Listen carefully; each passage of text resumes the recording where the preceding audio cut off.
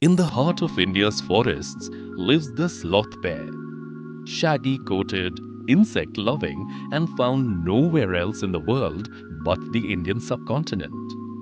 Unlike other bears, sloth bears feed mainly on termites and ants. But despite their shy nature, encounters with humans can sometimes turn dangerous.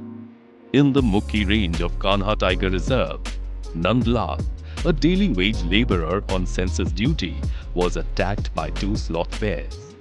He fought bravely, but the attack left him with a dislocated arm, unable to work and support his family. What moved us most when we met him was his spirit. Despite the pain, Nandlal held no anger towards the bears. He understood that they too were only protecting themselves. After verifying his case, we ensured Nandlal received timely medical care. His surgery was completed within days at We Care Hospital, Raipur. Healing people, helping wildlife. With compassion and support, we can protect both.